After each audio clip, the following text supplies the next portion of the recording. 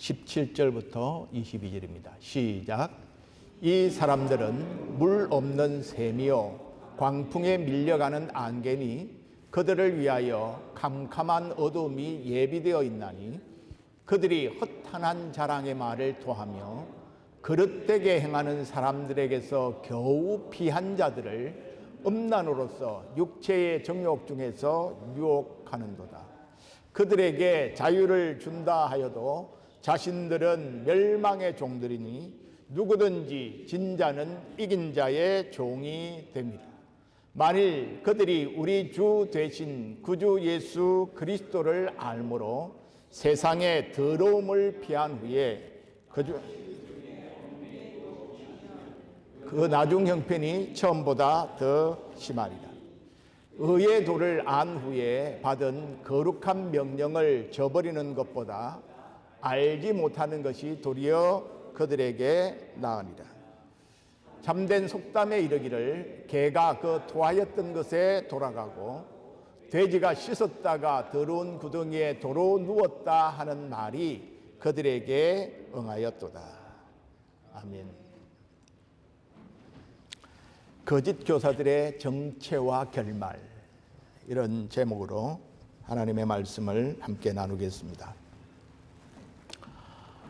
여러분, 자기 나름으로는 열심히 교회 생활을 한다고 했는데 끝에 가서 구원을 받지 못한다면 그것보다 더 원통한 일이 있겠습니까? 아니, 그런 일이 일어날 수 있을까요? 베드로는 있다고 말합니다. 야, 평생 교회 생활을 열심히 나름대로 했는데 구원받지 못하는 일이 있다. 이거 보통 일이에요. 보통 심각한 문제가 아닙니다. 그렇다면 그런 사람이 누구냐?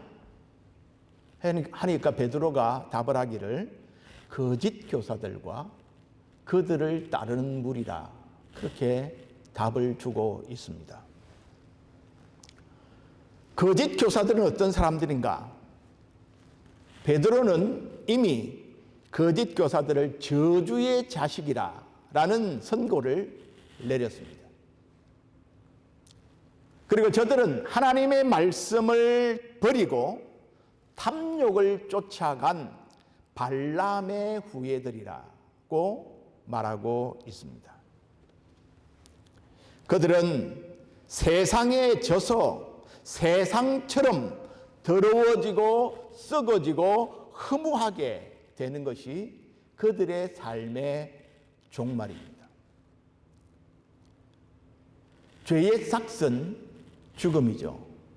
여러분, 모든 것이 생명을 잃어버리고 죽으면 어떻게 됩니까? 다 썩어집니다. 베드로는 세상을 뭐라고 규정하고 있는가 하면 베드로 전서와 후서에서 지속적으로 세상을 규정할 때 이 세상은 썩어지고 더러워지고 허무해지는 것이 세상의 특징이다 라고 말합니다. 그러면서 베드로는 구원을 설명할 때 어떻게 설명하느냐 하면 더러워지고 썩어지고 허무해지는 이 세상에서 우리가 부름을 받아서 썩지 않고 더럽지 않는 영원한 세상으로 옮겨진 것을 구원이라, 그렇게 설명하고 있습니다. 그런데 사람들이 다시 세상에 취하여 그 죄와 사망과 허무의 영역으로 되돌아간다면 그는 처음부터 세상으로부터 부르심을 받은 자들이 아니라는 것을 그 자신이 증명하는 셈이 된다, 그렇게 오늘 말하고 있습니다. 그러므로 썩지 않고 더럽지 않고 쇠하지 아니하는 유업을 산 소망으로 약속받아 누리고 있는 하나님의 자녀들은 반드시 썩고 더럽고 허무해지는 세상을 이겨야 합니다. 그것을 극복해야 합니다. 그리고 하나님의 성품에 참여하여 하나님을 닮아가는 일을 지속적으로 성장해야 합니다. 물론 성도들도 세상을 살아가는 동안에 실패도 하고 넘어지기도 합니다. 실패하고 넘어지기도 하지만 그러나 성도는 한 걸음 한 걸음 지속적으로 하나님을 향하여 그리고 거룩한 하나님의 성품으로 조금씩 자라가게 된다는 것이죠. 베드로가 거짓 교사들의 정체를 세상의 진자들이라고 폭로합니다. 세상의 진다는 말은 세상의 특징인 썩어지고 더러워지고 허망한 것을 취하다가 썩어지고 더러워지고 허망한 꼴을 당하고 말았다. 그런 뜻이죠. 그러니까 그들은 우리와 다르다고 말합니다. 다시 말하면 그들은 처음부터 진짜가 아니라는 말입니다. 그래서 베드로는 말합니다. 교회여, 성도들이여, 거짓 교사들이 끼얹는 똥물을 피해라. 그들의 더러운 행실을 배우려고 기웃거리지 말라. 그렇게 우리에게 경고하고 있습니다. 오늘 베드로는 거짓 교사들의 정체를 어떻게 설명하고 있습니까? 그들은 한마디로 말하면 겉다르고 속다른 존재입니다. 겉보기와는 전혀 다른 한마디로 속이는 자들입니다. 여러분, 우리가 요즘 인터넷으로 뭔가 많이 오다하지 않습니까? 그림을 보았을 때 아주 좋아 보여서 오다했다가 실제로 받아보면 아주 싸구려고 조잡한 것일 때 실망스럽죠. 유명한 맛집이라고 해서 소문이 나서 물어 찾아갔는데 막상 기대한 맛에 전혀 미치지 못한다. 그럼 우리가 실망하게 되겠죠. 그래도 그 정도는 그렇게 큰 손해는 아닙니다. 요즘은 뭐 물건 주문했던 거 다시 돌려주면 되니까요. 귀찮기는 하지만 거짓 교사들의 미혹을 받는 경우는 전혀 다른 결과를 초래한다는 것입니다. 오늘 17절에서 19절에는 거짓 교사들이 내세우는 약속이나 가르침과는 달리 그들 자신이 얼마나 헛된 자들이고 속이는 자들이고 스스로 패배한 자들임을 생생하게 베드로가 지적해주고 있습니다. 오늘 17절은 이렇게 말하죠. 이 사람들은 물 없는 샘이요 광풍에 밀려가는 안개니 그들을 위하여 캄캄한 어두움이 예비되어 있다라고 말합니다. 거짓 교사들을 물 없는 샘으로 비유했습니다. 말 그대로 샘이 있는 자리인데 막상 가보니까 물이 말라 있어서 마실 물이 없다는 말이죠. 여러분, 사막에서 저 멀리 오아시스를 바라보고 갈증에 갈급하던 사람들이 야 이제는 살았다 하고 막 힘껏 막상 도착해 보니까 모래만 가득한 웅덩이다. 그러면 얼마나 허망하겠습니까? 사막을 지나는 사람들에게는 물 한 모금이 생명과 같은데 마실 물을 구하기 위하여 태양볕을 견디고 샘물을 찾았지만 바닥에 모래뿐이라면 그 사람의 생명이 위태로워질 것입니다. 거짓 교사들은 내게 오면 물을 준다라고 선전하지만 막상 그들은 물이 없는 샘이라는 말이죠. 다시 말하면 그들의 말은 뻥이라는 말입니다. 여러분, 누가 생수의 공급자이십니까? 예수님께서 말씀하셨습니다. 누구든지 목마르거든 내게로 와서 마시라. 나를 믿는 자는 성경의 이름과 같이 그 배에서 생수의 강이 흘러나리라 말씀했습니다.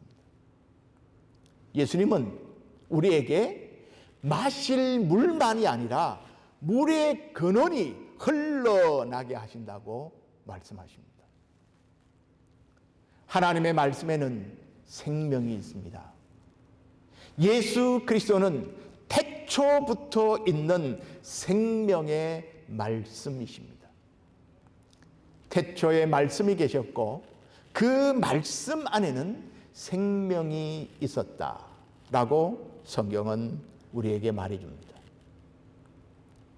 그러므로 하나님의 말씀을 선포하고 가르치는 자, 다시 말하면 말씀의 교사는 성령 안에서 말씀의 생명을 전달하는 자여야 합니다.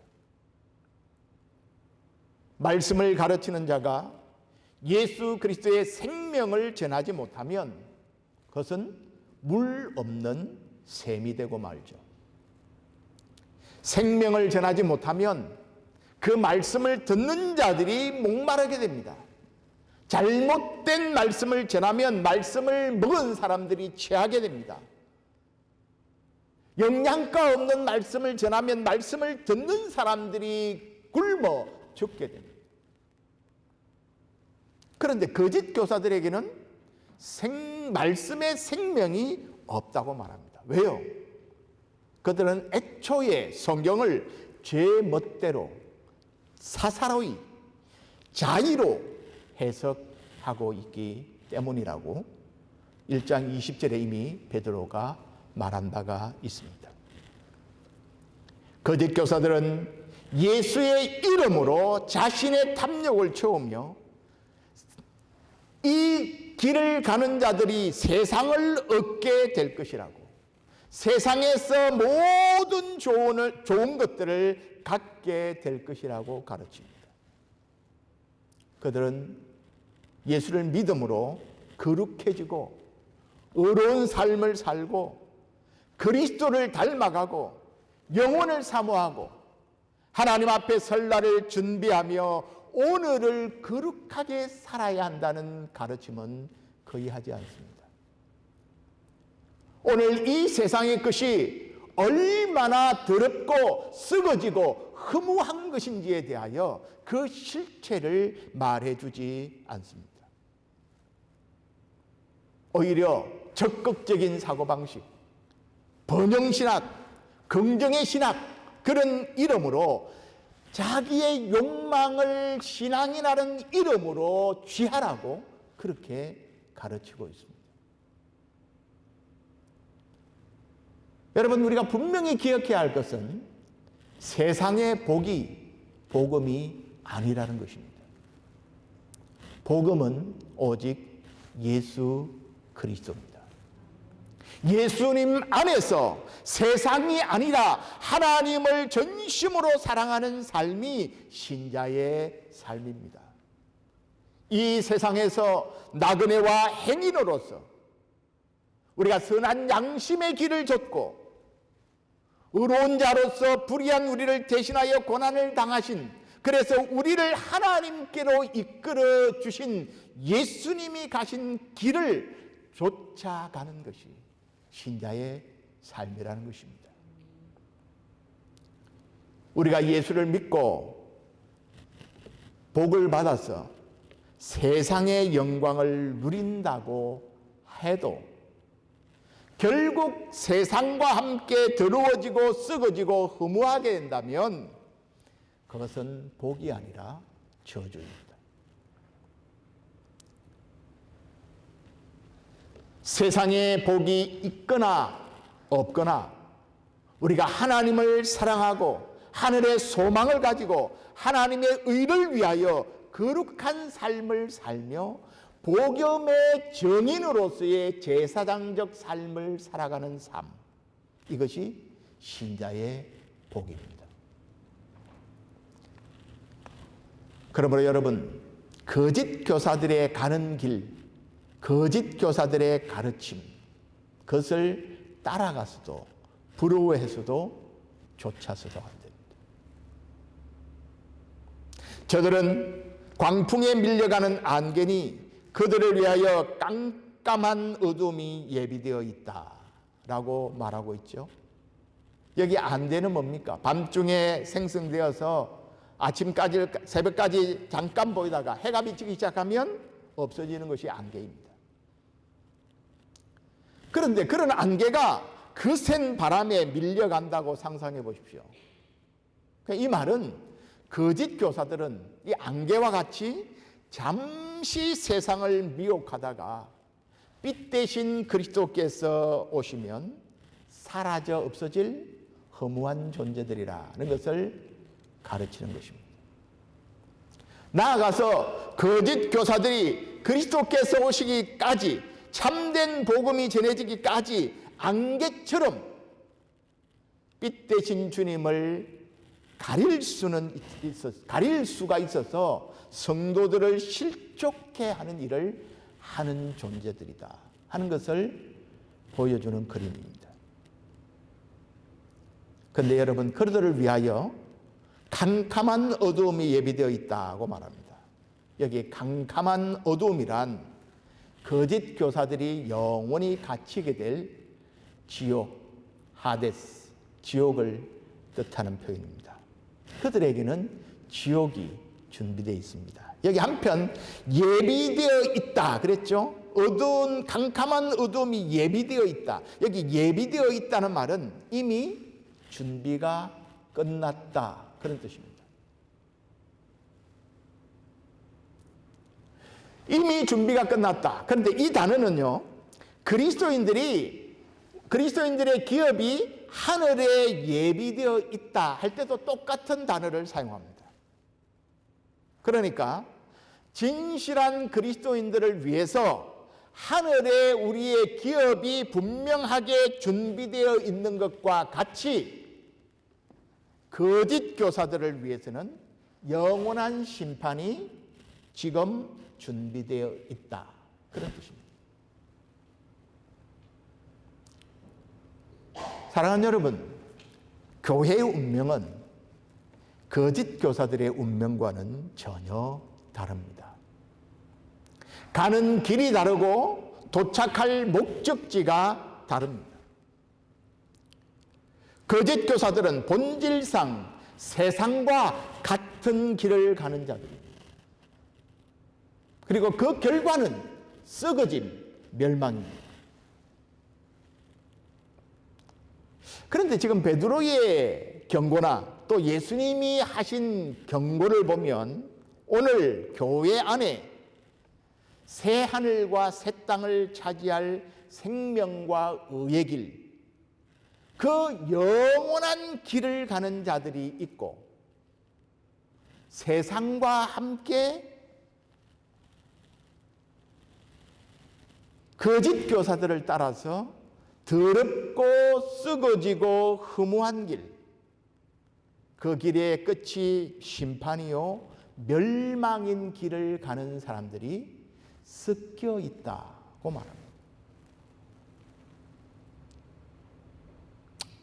예수님은 이것을 비유로 표현하셨죠. 무슨 비유가 있습니까? 알곡과 가라지 비유입니다. 그때 주님이 알곡을 상하게 하지 않기 위해서 가라지를 언제까지 놔두라고 그랬죠? 추수할 때까지 그냥 두라고 했습니다. 여러분, 교회 안에 있는 사람들 가운데 누가 알곡인지 누가 가라지인지를 아시는 분은 하나님 한 분입니다. 그리고 자기 자신이 어렴풋이 알 수 있습니다. 다른 사람은 저 사람 행동하는 거 보니까 알곡이야, 저 사람 행동하는 거 보니까 가라지야, 그렇게 판단하지 못합니다. 여러분, 두려운 일 아닙니까?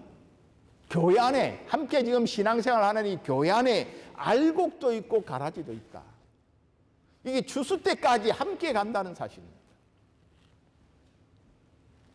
여러분, 그래서 두렵고 떨림으로 너희 구원을 이루라.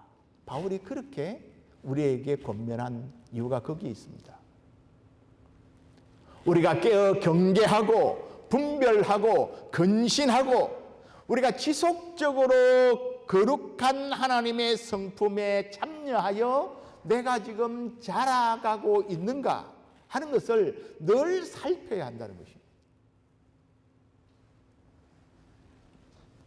내게 의에 줄이고 목말라 하는 목마름이 있는가? 내가 주님으로 만족하고 하나님과 동행하기를 원하는 강한 갈급함이 내게 있는가? 내가 이 세상의 것으로 만족하는 것이 아니라 하늘의 신령한 기쁨과 만족이 내게 더해져 가고 있는가? 영원한 본향인 하나님의 나라를 내가 얼마나 기대하며 사모하고 있는가 하는 것을 점검해 보라는 것입니다. 내가 점점 더 세상의 것을 탐하고 세상의 것을 위하여 얻기 위하여 몸부림치며 살고 있는가? 아니면 내가 점점 더 거룩한 성품에 참여하기 위하여 성장하기를 애쓰고 있는가 하는 것을 보라는 것입니다. 여러분, 지금 내 자신이 어디를 향하고 있는지, 어떤 길을 걷고 있는지가 자신이 어디에 속해 있는지를 보여주는 증거입니다. 나무는 그 열매로 실체가 알려진다라고 예수님이 말씀했기 때문에 그렇습니다. 거짓 교사들도 그 삶의 열매로, 진실한 성도들도 그 삶의 열매로 그 사람이 거짓인지 진실한 사람인지가 드러난다는 말입니다. 신천지 교주인 이만희 씨가 어제 구속이 됐죠. 죄목은 코로나19 방역을 모의해서 방해했다. 또 하나는 특정경제범죄 가중처벌법 위반. 이래 복잡한데 한마디로 말하면 횡령, 교회 돈을 자기가 함부로 썼다. 그런 제목으로 89세의 고령의 나이임에도 불구하고 구속됐습니다. 여러분, 거짓은 어느 순간 정체가 드러납니다. 한때 반짝하지만 곧 사라집니다. 왜요? 그것이 가짜고 거짓이기 때문에 그렇습니다. 그렇다면 거짓 교사들이 사용하는 수단은 어떤 것입니까? 오늘 18절 19절에 거짓 교사들이 사용하는 수단을 잘 말하고 있습니다. 그들은 허탄한 자랑의 말을 토한다고 말합니다. 내용 없는 헛된 자랑을 한다는 것이죠. 영적으로 미숙한 자들을 정욕으로 유혹한다. 그렇게 18절에 말하고 있습니다. 아직까지 어린 사람들, 영적으로 분별력이 없는 사람들을 유혹하는 것이 거짓 교사들이 하는 일입니다. 따르는 자들에게 자유를 준다고 약속하지만 실제로 거짓입니다. 그리고 19절에 보면 그들 자신이 썩어짐에 종노릇을 하고 있는 모습을 보여줍니다. 자, 오늘 18절에 보면 그들이 허탄한 자랑의 말을 토하며 그랬습니다. 여기 허탄한이란 말은 속이 비었다, 무가치하다, 쓸데없다 그런 뜻입니다. 그러니까 이 말은 이 세상이 헛되고 무의미하다, 허무하다 하는 것과 통하는 표현이죠. 그러니까 그들이 이 세상에 썩어지고 허무하고 헛된 것들을 추구하는 거짓 교사들이 하는 자랑은 헛된 것이다 그 말입니다. 거짓 교사들의 설교나 가르침은 이처럼 허망하고 쓸데없는 자랑질로 가득합니다.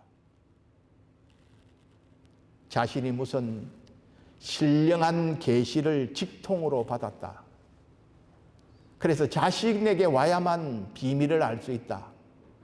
그렇게 말하는 사람. 자신이 기도하면 무슨 병이든 적각 낫는다. 그렇게 말하는 사람들. 자신이 기도해서 정한 곳에 투자하면 몇 배를 벌 수 있다. 그런 사람들. 그러면서 이렇게 말합니다. 자신의 말을 거역하면 하늘의 저주가 임한다. 그런 말들을 합니다. 여러분, 이 거짓 교사들이 이런 말들을 통해서, 헛된 자랑의 말을 통해서 성도들에게 얻고자 하는 것은 결국 그들 자신의 탐욕과 방탕한 욕심을 채우는 사기수법입니다. 그들의 재물의 이득을 취할 뿐만 아니라 육체를 착취의 대상으로 삼기도 하는 것이죠. 그런데 더 큰 문제는 뭐냐면 그들에게 피해를 당하는 사람이 어떤 사람들이라고요? 그들에게 피해를 당하는 사람들이 이제 겨우 영적인 눈을 뜨려고 하는 연약한 성도들이라는 것입니다.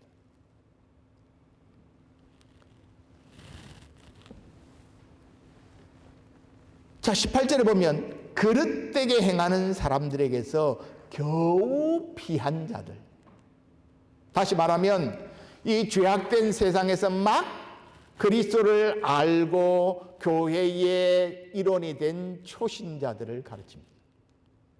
이제 갓 예수를 믿으려고 하는 초신자들. 하나님의 사람들로 자라가야 할 사람들을 그들이 잘 세워서 자라도록 하기는커녕 도리어 자기들의 욕심을 채울 대상으로 여기고 유혹해서 그들을 공략하는 것입니다. 아직 말씀 안에서 뿌리를 내리지 못한 초신자들을 헛된 말로 유혹하여서 그 성도들이 겨우 피해 나온 더럽고 썩어지고 허무한 세상으로 다시 끌고 가는 것입니다. 여러분, 신앙이 어린 초신자들은 지금 자신이 듣는 것이 과연 하나님의 말씀에 합당한 것인지, 아니면 성경 구절 이쪽 저쪽을 모아다가 거짓으로 사탕을 바른 거짓 복음인지를 제대로 구분해내지를 못합니다. 그런 사람들을 노리는 것이죠.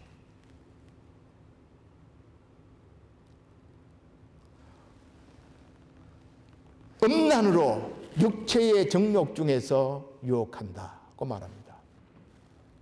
죄악된 육체의 욕망을 따라 금기된 무법한 일을 하도록 유혹하고 부추깁니다.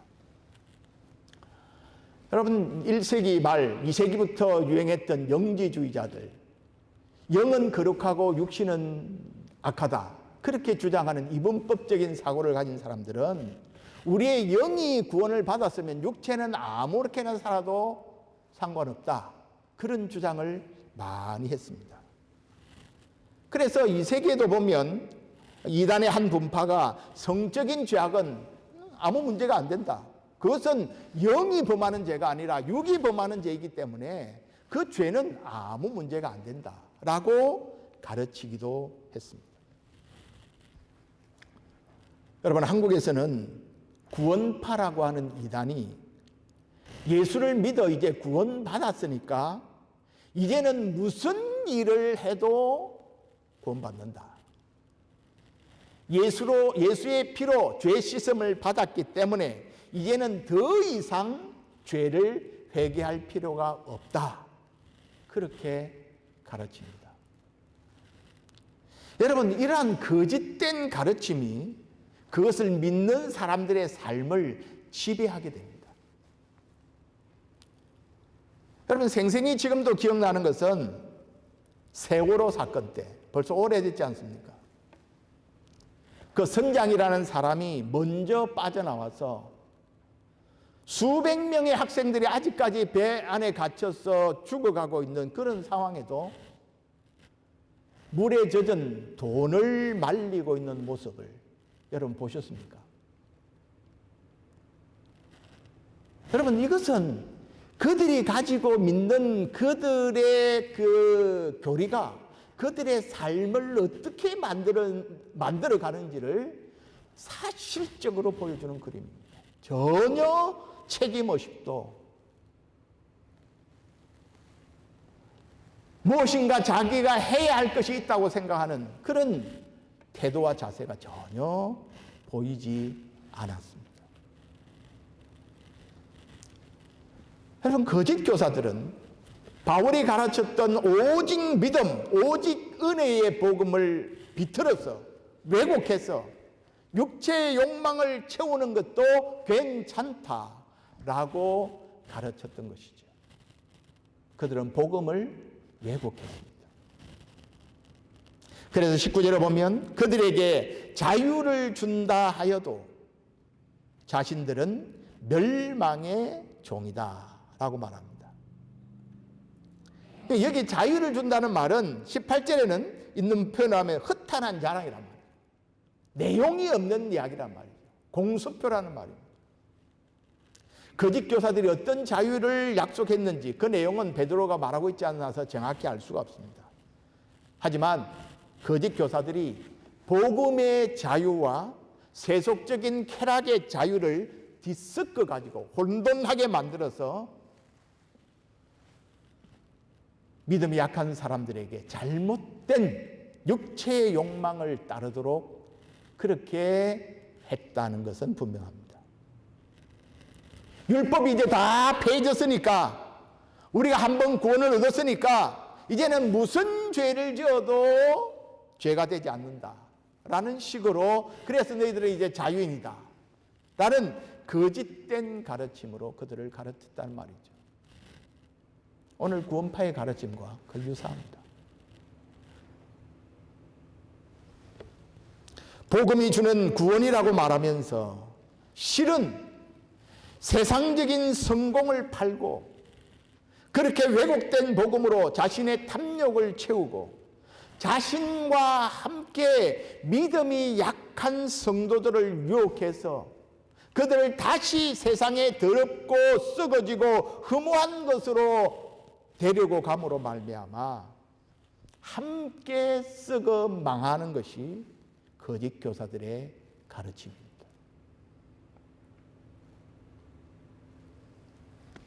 거짓 교사들은 처음부터 마귀의 자식이기 때문에 멸망을 위해 일하는 멸망의 종들입니다. 따라서 그들은 주님이 주시는 자유를 결코 줄 수가 없습니다. 누구든지 진 자는 이긴 자의 종이 됨이라. 19절 하반절에 그렇게 말했죠. 그러니까 거짓 교사들은 자신을 따르는 미숙한 신자들에게 너희들에게 자유를 준다, 내가 참 자유를 준다고 약속하면서도 그들 자신은 뭘 하고 있습니까? 썩어짐의 종노릇을 하고 있다는 것입니다. 세상에 졌다는 것입니다. 세상에 굴복당했다는 것입니다. 그러니까 거짓 교사들은 스스로 진리를 모른 채 그들을 따르는 자들을 인도한 것이죠.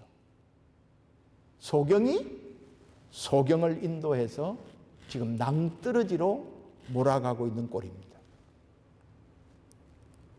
여러분, 1세기 상황에서 한 나라가 다른 나라의 전쟁에서 지면 전쟁에 진 백성들은 예외 없이 전쟁에 이긴 나라에 뭐가 됩니까? 종이 됩니다. 종.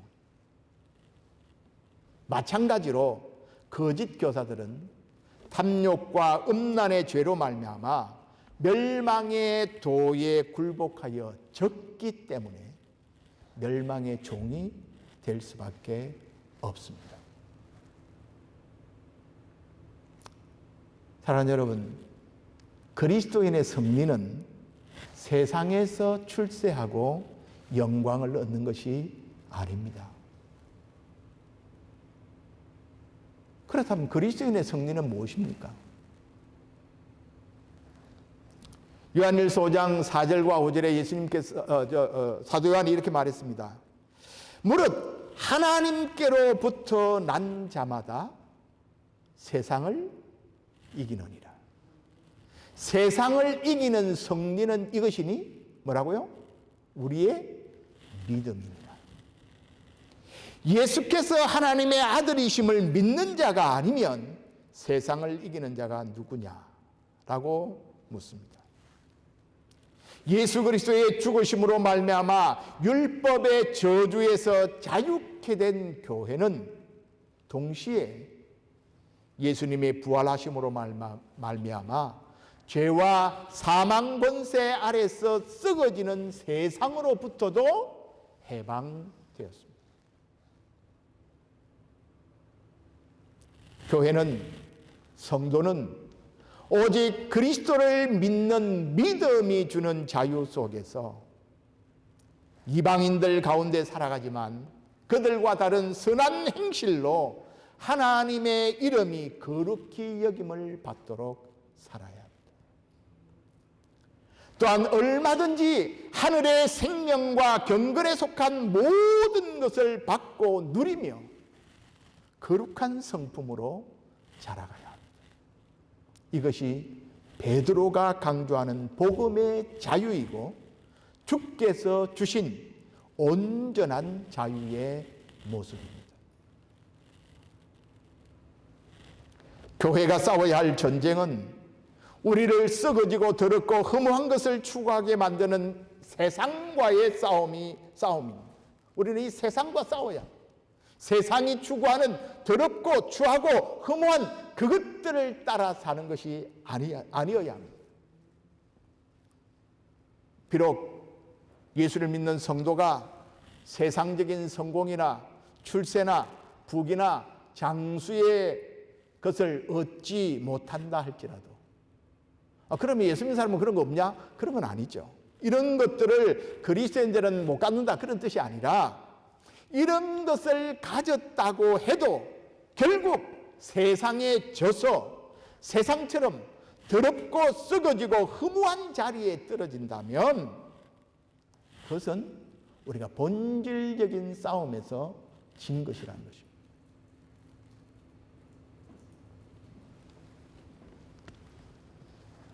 베드로가 유언과 같은 이 편지, 그 두 번째 편지를 통해서 그 편지를 받는 로마 주변에 흩어져 있는 주의 교회들에게, 성도들에게 그들도 역시 같은 싸움을 싸우고 있다는 것을 말해주고 있습니다. 세상의 더러운 것으로부터 자신을 지키는 정결한 경건의 싸움.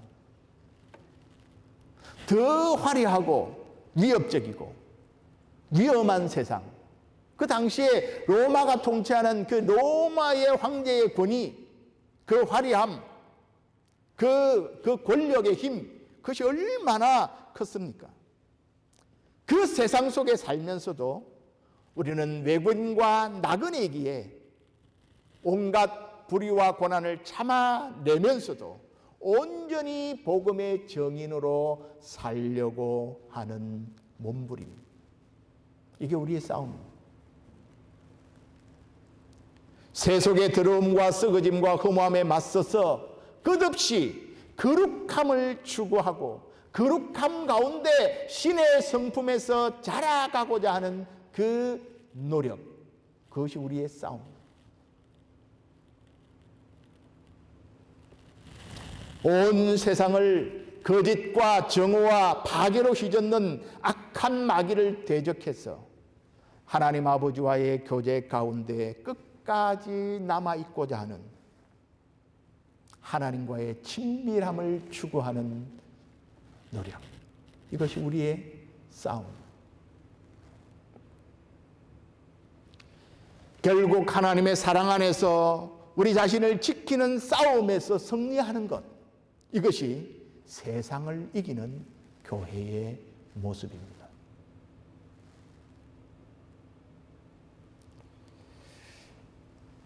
마지막 세 번째로 거짓 교사들의 결말입니다. 오늘 20절에서 22절인데요.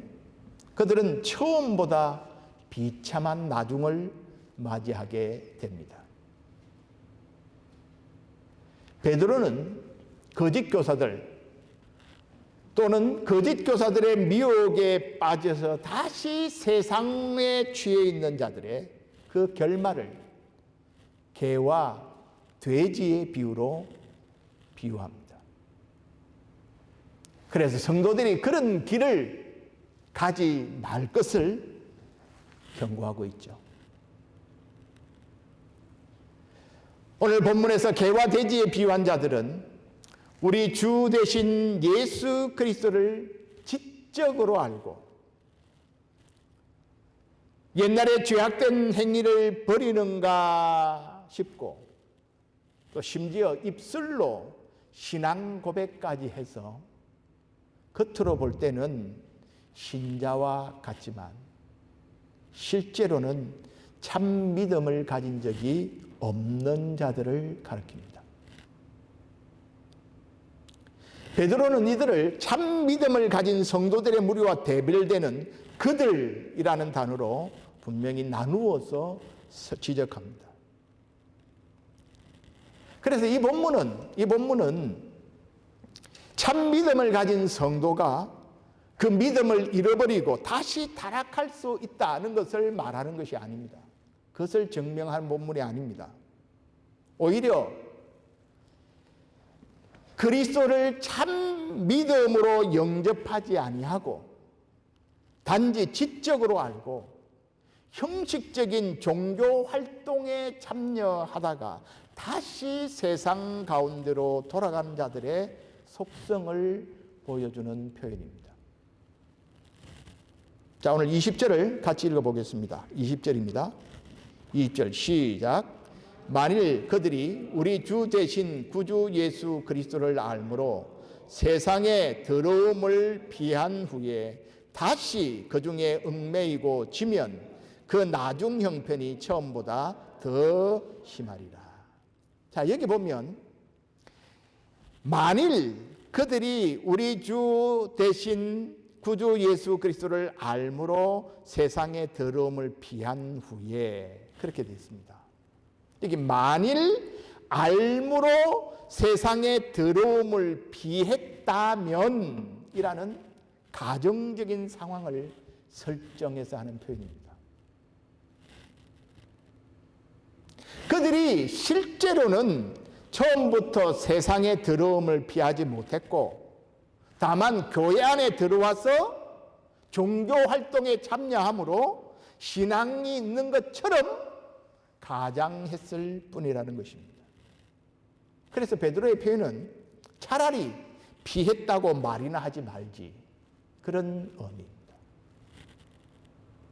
그래서 그들과 우리를 대비하고 있는 것이죠. 21절도 마찬가지입니다. 의의 도를 안 후에 받은 거룩한 명령을 저버리는 것보다 알지 못하는 것이 도리어 그들에게 나으리라. 여러분, 이건 뭘 말해주느냐 하면 한마디로 이렇습니다. 신앙생활은 결국 나중이 처음이 진실한 것이냐 아니냐를 결정한다는 말입니다. 무슨 말입니까? 자신의 신앙이 참 본질인가 아닌가가 언제 결정난다고요? 결과로 드러난다는 말입니다. 결과로. 자, 밭에 콩을 심는다고 심었는데 돌을 심었어요. 작은 자갈을 콩인 줄 알고 심었습니다. 아무리 오래 기다려도 아무것도 나지 않습니다. 또 생명이 없는 죽은 씨앗을 뿌렸습니다. 그래서 오래돼가지고 유효기간이 끝나가지고 생명력을 잃어버린 씨앗을 심었습니다. 심었는데 아무것도 나지 않습니다.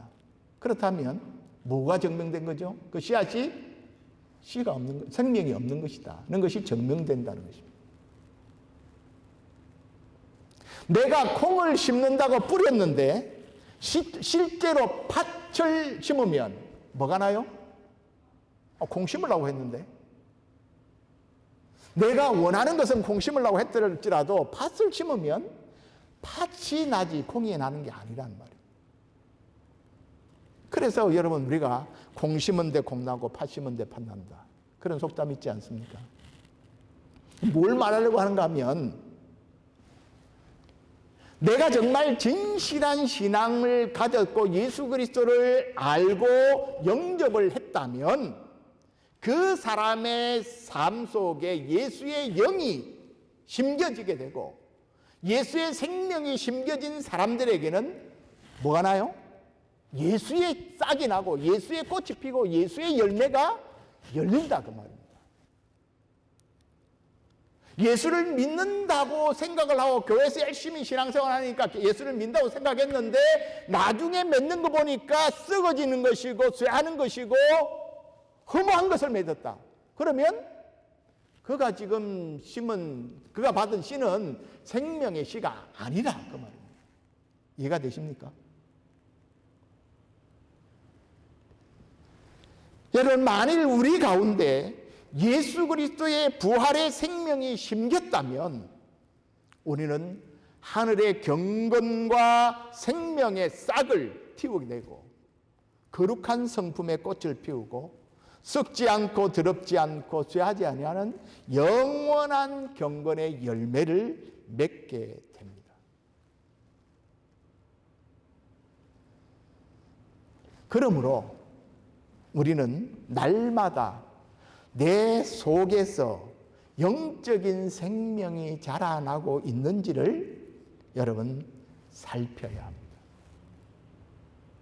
오늘 교회 갔다 왔다, 이거 굉장히 중요한 일이죠. 말씀을 들어야 진리를 깨닫기 때문에 교회 온 것 굉장히 잘하신 일입니다. 그런데 정말 내 속에 영적인 생명이, 속도는 뭐 차이가 있을 수 있겠습니다. 그러나 자라고 있는지, 그 하나님을 향한 방향을 향해 가고 있는지, 이것을 점검하라는 것입니다. 여러분, 오늘날 현대교회에 목사가 왜 필요합니까? 여러분, 신약의 목사는 구약의 제사장 아닙니다. 구약의 제사장과 신약의 목사는 그 역할이 다르죠. 목사의 역할은 잘못된 가르침, 교회 안에 침투해 들어오는 이단의 가르침을 막아내고 성도들을 진리 가운데 행해서 하늘의 상급을 누리도록 하는 일을 하는 사람이 목사가 하는 일. 그래서 목사는 성도들에게 바른 복음을 전하는 것이 임무입니다. 그리고 예수 안에서 자라가도록 영원한 하나님의 나라의 시민으로서 합당한 삶을 살도록 지도하고 안내하고 때로는 훈련하는 영적인 코치가 목사입니다.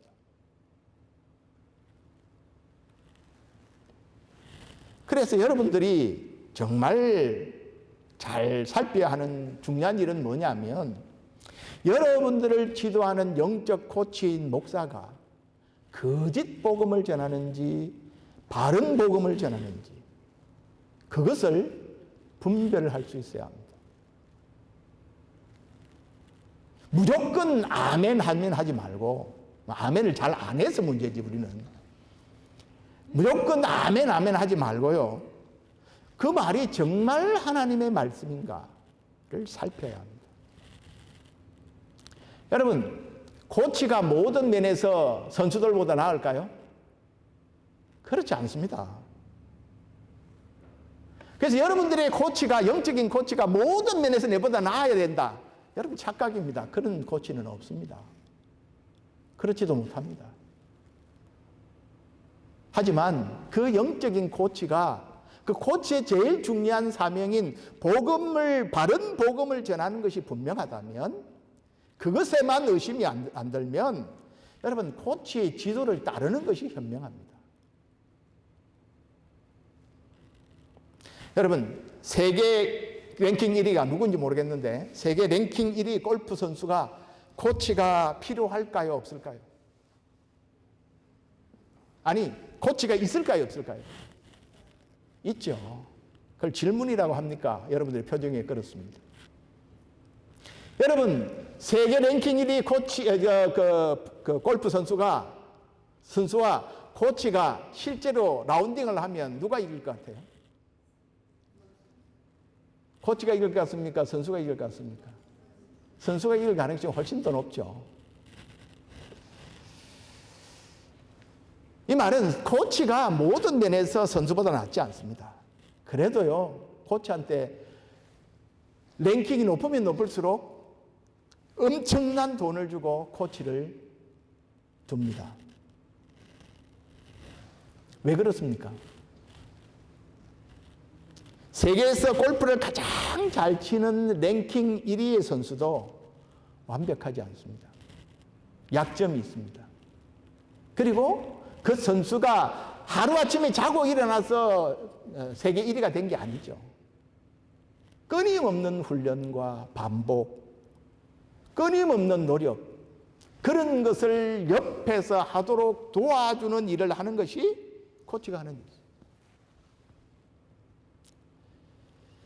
그 선수가 가진 약점을 보완해주고 반복적인 연습이 몸에 있도록 반복적으로 연습을 하고. 여러분, 선수가 자기가 스윙을 하면서 자기 모습을 못 보잖아요. 그러니까 뒤에서 코치가 봐주고 스윙에 무슨 문제가 있다는 것을 지적해주고 고쳐줘야 되죠.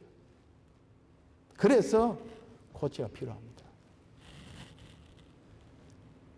선수가 코치를 하는데, 야, 코치 너 나한테 잔소리 하지 마. 너 내보다 잘 못 치면서 나 혼자 알아서 할 테니까 간섭하지 마. 나 귀찮게 하지 마. 내가 다 알아서 한다니까.